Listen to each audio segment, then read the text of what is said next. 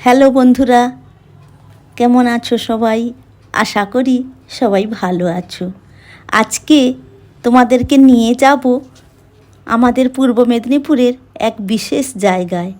তাই আমরা 1 ফেব্রুয়ারি বেরিয়ে পড়লাম হলদিয়া থেকে রাধামণির পথ ধরে পাঁশকুড়া পেরিয়ে পৌঁছে গেলাম সেই জায়গায়। যদি তোমরা প্রাইভেট কারে করে আসো তাহলেও এখানে গাড়ি রাখার কোনো অসুবিধে হবে না। এখানে এই ফুলের বাগানকে ঘিরে একটা ছোট্ট মেলাও বসেছে। ফুলের দোকান, খেলনা দোকান, খাওয়ারের দোকান রয়েছে। আমাদের পৌঁছাতে একটু বেলা হয়ে যাওয়ায় তাই ফুলের বাগান ঘুরে দেখার আগে আমরা লাঞ্চ সেরে নিলাম। তারপর এগিয়ে চললাম বাগানের উদ্দেশ্যে। এখানে সবাই ফুলের হেয়ার ব্যান্ড কিনে মাথায় পরে ঘুরছে, বেশ সুন্দর লাগছে। তাই আমি আর আমার মেয়েরাও একটা করে ফুলের ব্যান্ড নিয়ে কিনে পরে নিলাম। দাম নিল মাত্র 30 টাকা। আমরা আজ চলে এসেছি এক ফুলের সাম্রাজ্যে, যাকে বলে ফ্লাওয়ার ভ্যালি অফ খিরাই। জায়গাটা দেখো কত সুন্দর, যত দূর চোখ যায় শুধু ফুল আর ফুল।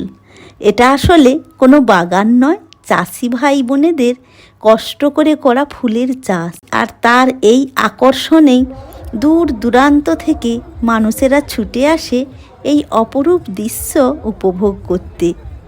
সরু আলের উপর দিয়েই ঘুরে ঘুরে দেখে নিতে হয় পুরো জায়গাটা। এখানে গাঁদা ফুল থেকে শুরু করে ডালিয়া, চন্দ্রমল্লিকা, অ্যাস্টার, স্নেক ড্রাগন, গোলাপ, গ্ল্যাডিওলাস, আরও কত কি ফুল আছে।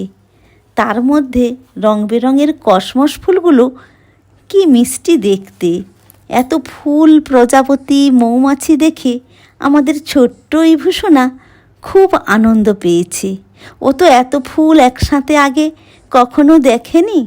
সত্যি বলতে আমিও কখনো দেখিনি। যদিও এই ফুলের উৎসব শুরু হয়ে যায় ডিসেম্বর থেকে, তবুও আমি বলবো ফুলের এই অপরূপ দৃশ্য দেখতে হলে আসতে হবে জানুয়ারির মাঝখান থেকে ফেব্রুয়ারির 7 তারিখ পর্যন্ত।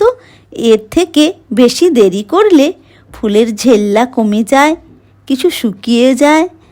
এই দাদার কাছ থেকে 5 টাকা করে কয়েকটা গ্ল্যাডিওলাস স্টিক নিলাম, আর এই মাসির কাছ থেকে 5 টাকা করে নিলাম কয়েকটা ফুলের স্টিক। আশা করি এই ভিডিওটা তোমাদের ভালো লাগবে।